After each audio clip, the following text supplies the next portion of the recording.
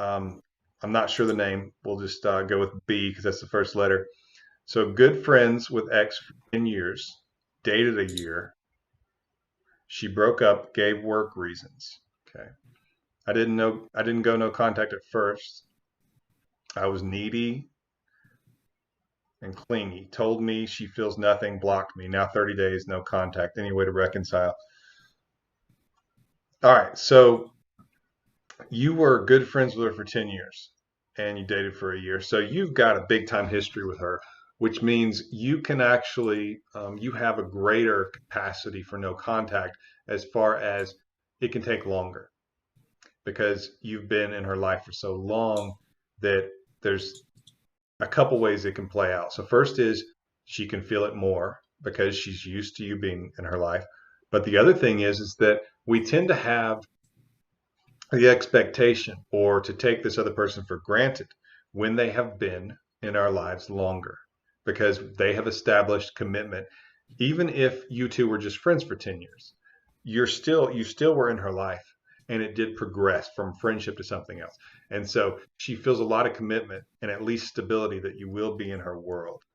So what I would tell you, first of all, is not to be afraid to stay away from her for a long time.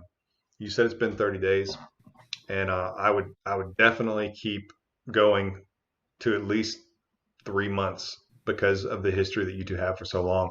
I'm also wondering.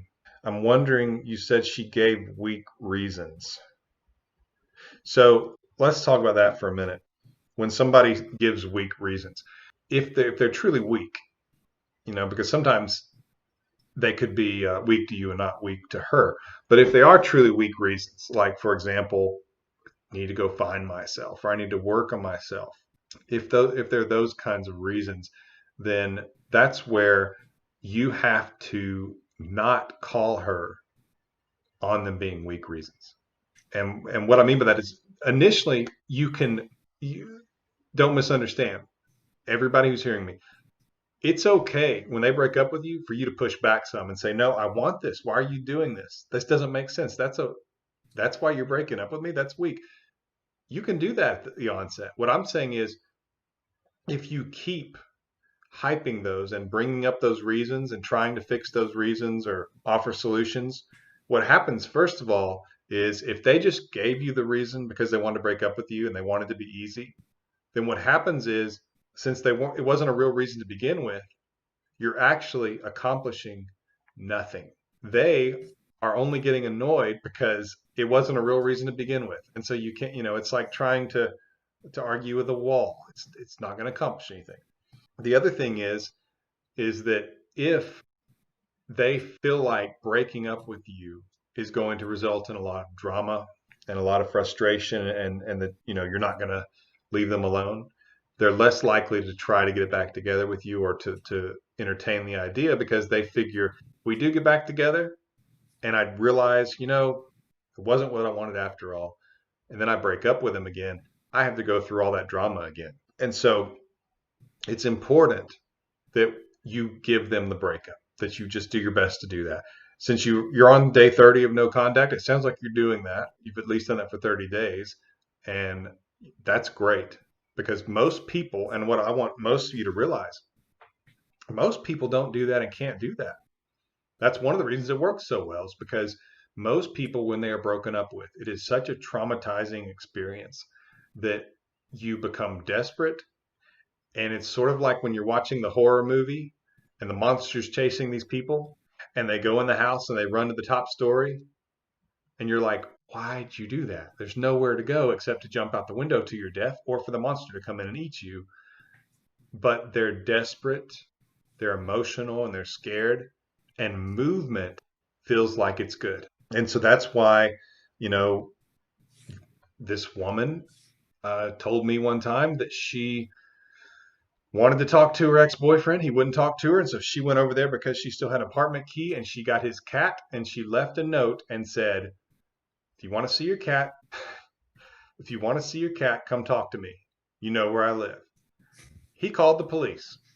And I remember being on the phone with her and I said, wait, you kidnapped his cat for ransom?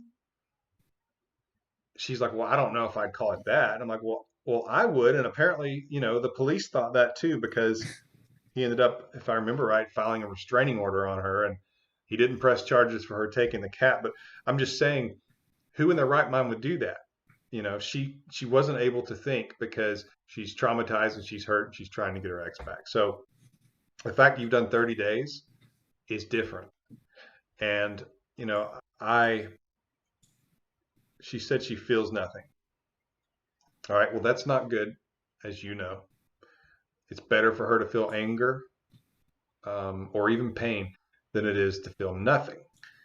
But at the same time, that also means that if you pull yourself away, she could start to feel some of that again. And that's really where we're going to know what's going to be going on, and what truly is going on inside of her, is if you show her you're strong enough to stay away and that she could lose you. And that's where, in this case, based on everything you're telling me, when you're talking about a relationship this long, I usually suggest radio silence, where there's no social media posting. Uh, it's as though you've disappeared and she doesn't have any information on you.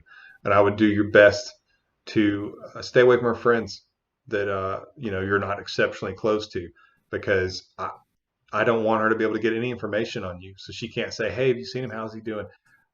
As best you can, disappear. So she has no information, because we want to really sort of cold turkey make her lose the intimacy. And intimacy is when you know what's going on with each other, you know how you feel about things, you know how you feel about what's going on in the world, and that kind of stuff. And we want to take that away from her as quickly and as shockingly as possible. And so complete disappearance on your end would probably be a good thing in this situation. And I would give her at least 90 days. Hopefully you'll hear from her before then. That's when you could reach out with something casual, because the good news is you two have 10 years of friendship. You have a lot more time than someone who doesn't have that kind of time in the past with them. And so that's when you could reach out and have been thinking about you and hoping you're doing all right. We should grab coffee. We should grab lunch, something like that. And you also have the ability to move much slower. So that's where, like the other person I was saying, you really need to look out for red flags. You know this person pretty well. So I'm not suggesting you have to do that. I would try to do like I recommended earlier, where you start over, like you're dating her again. And again, this is only after 90 days of radio silence, where you disappear and then you reach out casually. And you do, if she's interacting with you, things are going pretty well, you say something like, "We should get coffee. When are you free to get together?" Or "Let's grab coffee and catch up." And if things are going well, you slowly start to suggest more things that you can do together, and you just start dating her again without telling her that's what you're doing, without talking about the relationship or the issues or anything like that. And you win her back, just like if you were dating someone new. You're not going to be asking them on the second date if they see a future with you, or do they see the two of you being together. You're not going to do those kind of things. You're focusing on building attraction, having a wonderful experience with her, and trying to kind of determine how she sees you, what things are going on. You're both kind of doing this.